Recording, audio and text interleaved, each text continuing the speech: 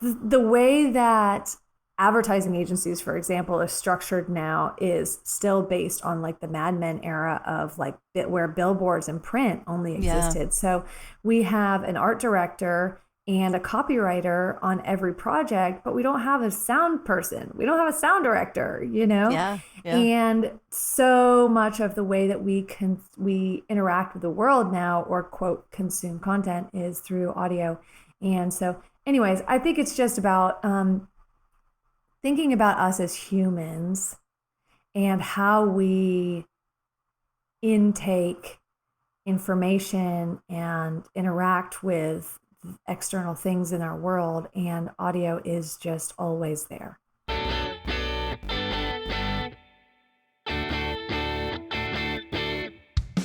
Welcome to Audio Branding, the hidden gem of marketing. Sound plays a more important role in human behavior and our decision-making than you may realize. In this podcast, I'll help you understand the art and science of sound so you can better influence others in business and your life. I'm your host, Jody Krangle. Let's delve a little deeper. Here's the first part of my interview with Sam Parvin. My next guest helps senior-level brand marketers use and execute music strategically to create a stronger brand that also creates value for their consumers. She's a globally awarded music supervisor for brands like Coca-Cola, Maker's Mark, Corona, and GMC. She's also passionate about sharing her very specialized expertise in navigating the music licensing space to help people inspire the world through their marketing communications. Her name is Sam Parvin. And if you've been wondering how you can use music to enhance what your brand offers to the world, this is definitely going to be an interesting discussion to listen to. As always, if you have questions for my guest, you're welcome to reach out through the links in the show notes. And if you have questions for me, visit audiobrandingpodcast.com, where you'll find a lot of ways to get in touch. Plus, subscribing to the newsletter will let you know when the new podcasts are available. And now, without further ado, here's my interview with Sam Parvin. Thanks so much for joining me today, Sam. I really appreciate you taking the time because it sounds like you are super busy. Yes, ma'am, but I'm really excited about this one. It's going to be a great conversation. I'm Thanks for glad. having me, Jody. Thanks for being here. I usually like to start out these discussions with a sort of question that might induce a story, maybe. So I'm going to ask you if you have an early memory of sound that moved you. You know, this is actually a sound that I've been thinking about a lot lately. For some Hmm. reason, it's been coming up a lot. I used to go visit my grandparents in Florida during the holidays, and Sure. my grandfather was a big golfer. And later years he didn't golf, but he loved to watch it. And there's always a tournament on TV, and I would sit and watch the golf tournaments with him, and usually fall asleep like a cat napping in the sun. Like I can just remember like the sun coming through the windows and me just dozing off in his lap because, I'm actually a golfer and I love golf, but watching golf can be quite boring. So I would Agreed. end up Yeah. falling asleep in grandpa's lap listening to the commentators of golf and actually listening to the guys like whacking the ball. And I just that the commentating of golf and the whole sound around golf, I've been thinking about a lot lately, and also thinking about my grandfather. So that's Hmm. definitely something that moved me from an early age. Wow. Early ASMR. Yeah, seriously. Yeah. Seriously. And I think I get sleepy now anytime I watch a golf tournament because, it's like The announcer voices. yeah, it's Yes. like Very the calming. Pavlov's dog's tuning fork. Like, you're My very husband's a sleepy. golfer, so I Is get it. he? Yeah. Yeah. Great. Yeah. So you get how boring it can be to watch it. Yes, exactly. I get both sides. Yes. hmm It's a fun sport to play, though. Definitely. Yeah. I mean, he really enjoys it. I haven't played, but I can understand how he likes it. So that's Yeah. good. It's a nice long walk. Exactly. Yeah. If nothing Wonderful. else. So, that doesn't seem to be more of a musical memory, but how did you get interested in doing what you're doing now? Yeah. So An early music memory would be my very first concert. I remember going to the Bonnie Raitt and Lyle Lovett concert with my Oh, parents. wonderful. Okay. Yes, that I think I was like 6. I also Mhm. fell asleep there, so I might have had mild narcolepsy as a child. I don't know. Okay. No, but I come from a family of music, of just absolute music lovers. Not necessarily musicians. Like we kind of have all dabbled in being musicians, but mostly just music lovers. And when I was like 17, I started promoting shows for concerts in Atlanta, Georgia, where I'm from. And I wasn't old enough to Okay. go to those. And by promoting, I mean like passing out paper flyers on the side of the Okay. street. Yeah. Yeah. Um, but I'm pretty sure I got paid a little bit of money for it. So it was a job. And, but I wasn't even old enough to go to the shows because they would be at, 18 and up or 21 and up venues. Sure. And even then, I was just fascinated by the business side of music. I think it was just an obvious thing that music is really important to people and to me in my life. And I'm a very curious person, and so I wanted to know the inner workings of like of how the industry worked. So that's kind of where it started, and I actually studied the business of art in college to learn how to manage artistic businesses. And I always knew at that point, I had a lot of friends in that program who did, who are like executive directors of performing arts organizations or run art galleries or things like that. But I always knew I wanted to do the music side of things. So I didn't realize I was that person back then. I didn't realize I was the person who always knew what I wanted to do. But now in retrospect, it's like, oh yeah, like music has always been my path. Yeah. So is that what made you start a company that deals in music licensing? Do you do more than music licensing? Is it I do, well, I'm what people call a music supervisor. okay? So I act as an agent for the brands. So my clients are specifically brands, and we do license music for them. But really, I'm helping them figure out what music they should put in their communications. Ah, that's a good Um, question. yeah, so sometimes it's licensing a piece of music, which means I'll help with figuring out what the budget should be and negotiating the deal and all of the usage rights that we need. I also will go out and find the right song if we're not sure what song we already want. Sometimes it's music from independent musicians, sometimes famous songs from major record labels or publishers. We compose a lot of music. Sometimes it's like an orchestral score, or sometimes it is a pop song with lyrics from a, touring talented musician, and anything and everything in between. So again, I really like my clients typically come to me and they say, we've got this new project. Here's what we're trying to achieve with it. We know we need music, help, and so I help them figure kind of with the whole thing. But I really started my company. I think the turning point for me was I worked as the global music consultant for the Coca-Cola company in their headquarters in Atlanta, Georgia, Okay. for Yeah. 4 years, and there I really, you know, we were a team of 3 scrappy young kids who were working with the best marketers in the world, like literally people who had gotten hired and brought to the headquarters in Atlanta, Georgia from Paris and Johannesburg and Tokyo and Mexico City. And anyway, we were helping them do music better in many different ways. But a huge part of that was selecting the music, for their communications, and also negotiating deal structures that would have music be an asset for them versus a liability.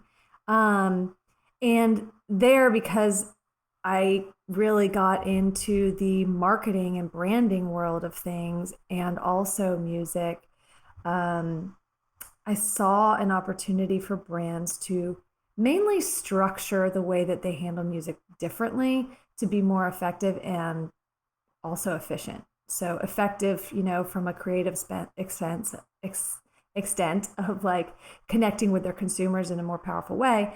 And then, efficient in the way that they, how much they pay for music, the usage rights that they get, being able to use pieces of music in multiple countries, etc.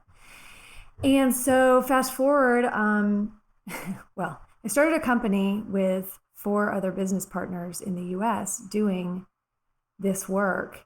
And after a year, got fired from my own company. What? What I happened? think it's important. Look, it's important to tell these stories, okay? Sure, I got fired. yeah. It's a success story in the end.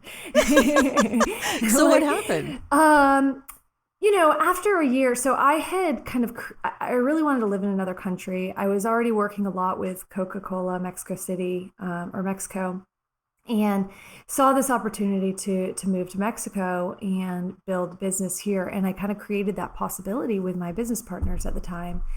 And I moved to Mexico and I was hustling. Like I was just hustling, trying to get jobs from new, people who didn't know who we were. Some of the people did know who we were because I had worked with them, before with Coke. But we were starting from scratch and needed to build trust, and also I was getting to see the market and how, it just works very differently than the way that the US does. And so after my struggling for a long time and my business partners, seeing that it really, whatever. We just saw the differences in the ways that we wanted to do things and also the ways that we were going to need to do things for the ways that each of us wanted to build our businesses, right? And we had our Tuesday afternoon, let's review our pipeline and projects call. And they said, Sam, we're not having our normal Tuesday call today. We love you, and this is not working for you, and this is not working for us. We don't think you should be a member of the company anymore. And I was able to, stop and listen, versus defending myself, because I had plenty of ways I could defend myself. I was busting my butt, but I was also seeing that the way that they wanted to grow their business was not really aligned with how I was discovering that I would like to run my business. Again, this is my first company. I know that we're all dealing with a lot of stuff these days, so I particularly wanted to acknowledge those that have taken the time to leave honest reviews of this podcast. Like Elaine Grant, who called the show insightful, practical, eye-opening.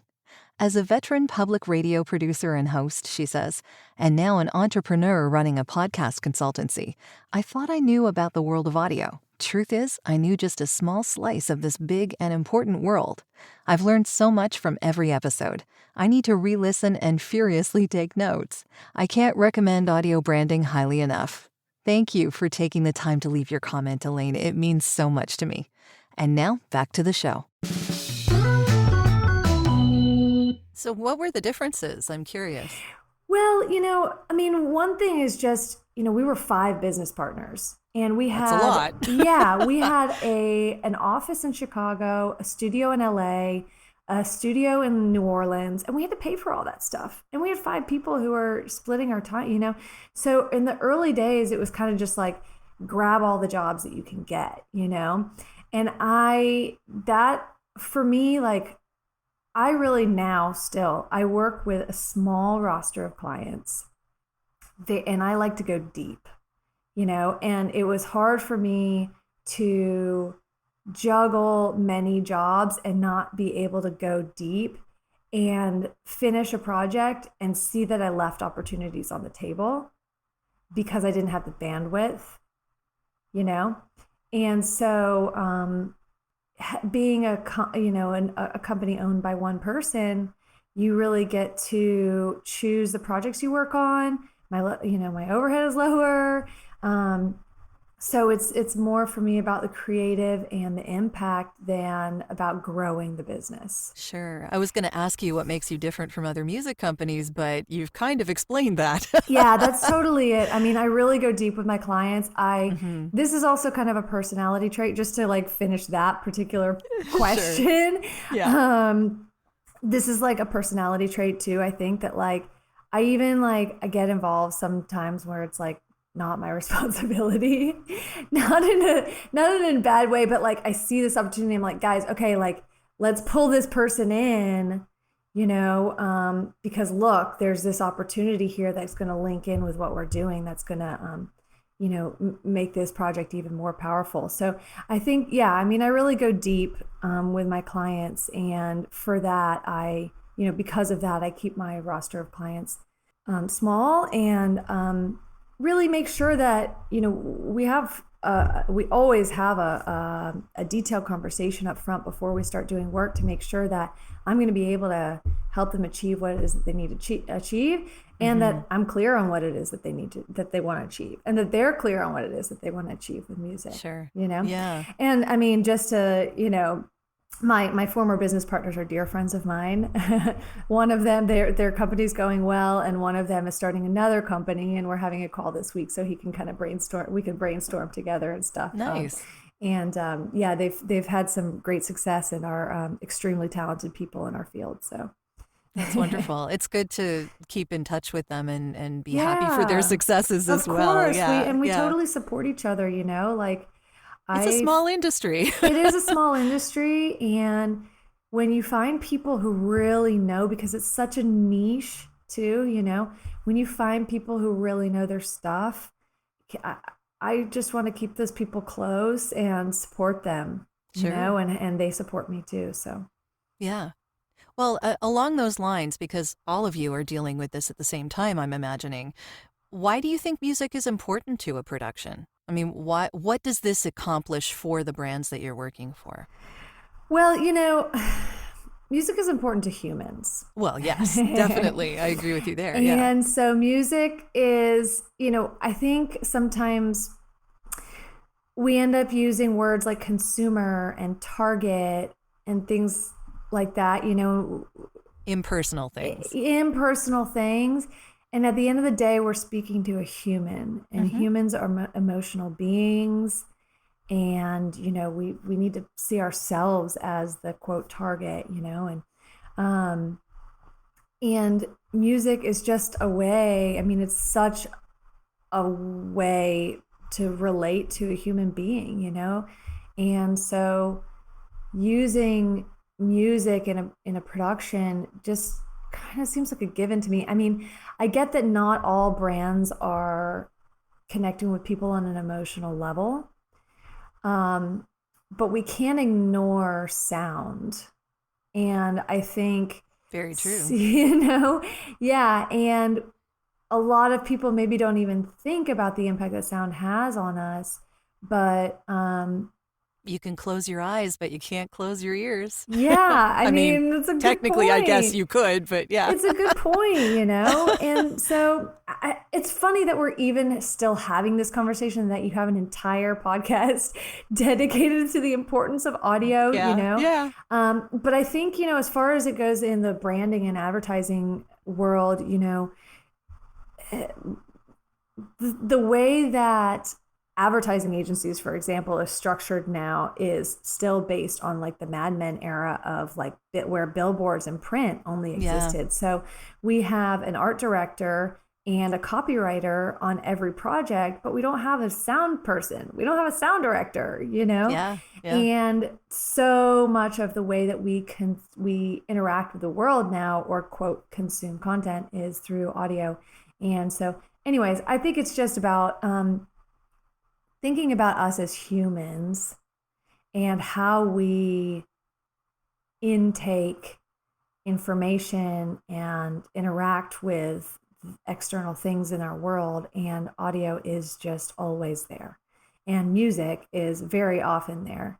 And so that's why it makes sense to have, or why it's important to have music in a production.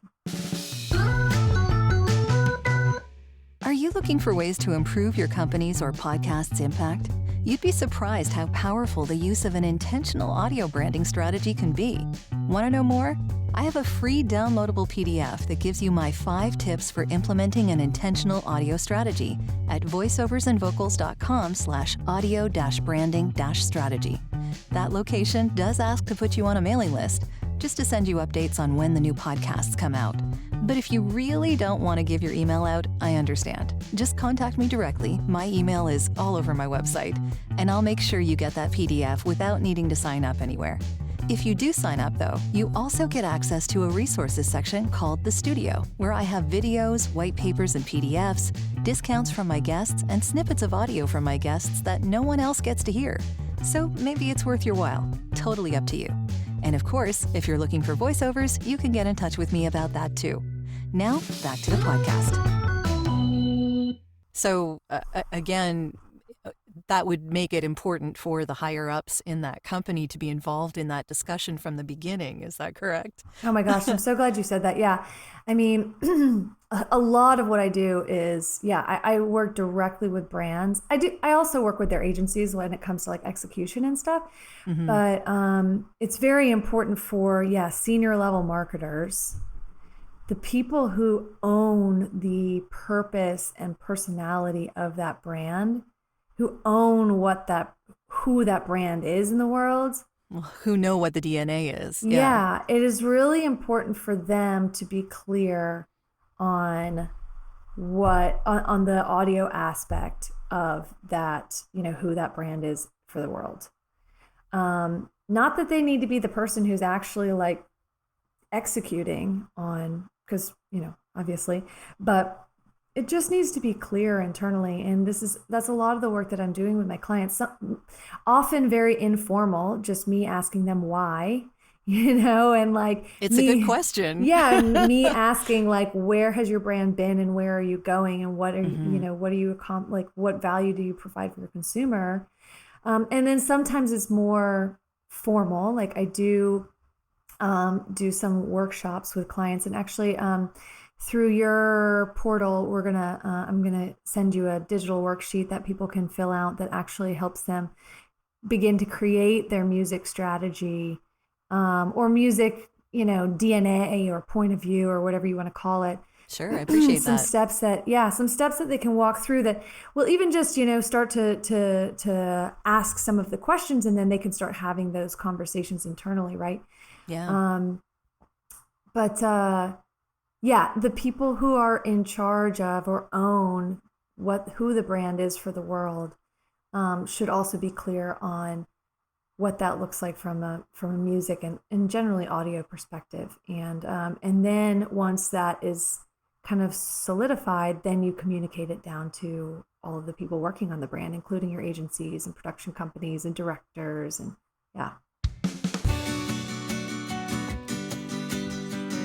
This has been part 1 of our interview. I hope you'll tune in next week for part 2. Well, that's the end of this episode. Thanks for listening. And if you like what you heard, why not tell a friend about this podcast? It's available in all the usual locations. Until next time.